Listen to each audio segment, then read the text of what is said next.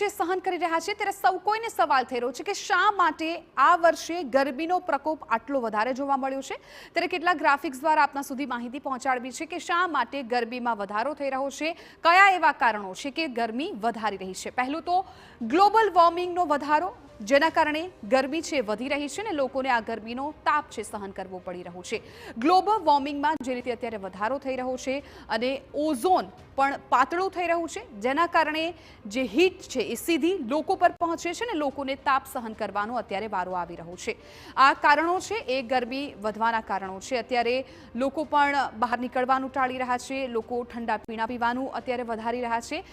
ક્યાંક વાતાવરણમાં જે કાર્બનનું પ્રદૂષણ છે એ વધી રહ્યું છે, એ પણ એક કારણ છે, કેમ કે જેટલી શુદ્ધ હવા તમે લો છો એટલી તમને ઠંડક મળતી હોય છે, પરંતુ અત્યારે જે રીતે કાર્બનનું પ્રદૂષણ પણ વધી રહ્યું છે, ધુમાડાનું પ્રદૂષણ વધી રહ્યું છે, જેને લઈને પણ એ ધુમાડાની ગરમી છે વાતાવરણમાં ભળે છે ને લોકોને પણ એ ગરમી સહન કરવાનો વારો આવે છે।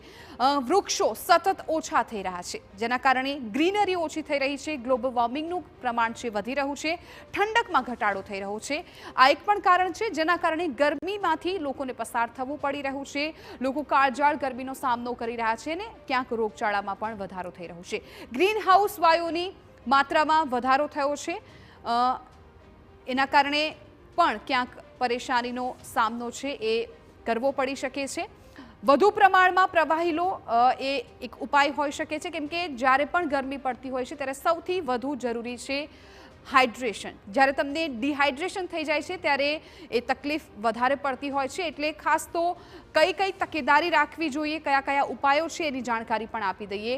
પાણીયુક્ત ફ્રૂટ છે એ આરોગો, હેવી ખાવાનું અત્યારે ટાળવું જોઈએ, બપોરે ઘરની બહાર જવાનું ટાળવું જોઈએ, કારણ કે બપોરે જે તાપમાન છે સ્વાભાવિકપણે આપને પણ સૌને ખ્યાલ હોય કે વધારે હોય છે, એટલે મોટાભાગના લોકો ટાળતા પણ હોય છે। સુતરાઉ કપડાં પહેરવા જોઈએ, ઘરને ઠંડુ રાખવાના પ્રયાસો કરવા જોઈએ, જે રીતે ઘણી વખત ગામડાઓમાં પણ લોકો દેશી ઉપાય કરતા હોય છે ઠંડક ઘરમાં રહે એ માટે, એટલે એવા કંઈક ઉપાયો પણ કરો તો ગરમીમાંથી તમને થોડી રાહત મળી શકશે। ખાસ તો બહાર જ્યારે નીકળો ત્યારે શરીરને ઢાંકવું જોઈએ, સતત પાણી પીવું જોઈએ। સૌથી મહત્વની બાબત આ છે કે તમે જેટલું પાણી પીતા રહેશો એટલું હીટથી તમે બચી શકો છો, હીટ સ્ટ્રોકથી તમે બચી શકો છો। કાચી ડુંગળીનો ખોરાકમાં ઉપયોગ કરવો જોઈએ, સાદો આહાર લેવાનું રાખવું જોઈએ, કેમ કે ગરમીમાં તમે જો હેવી ખાવાનું ખાઓ છો તો તમારી તબિયત પણ બગડી શકે છે।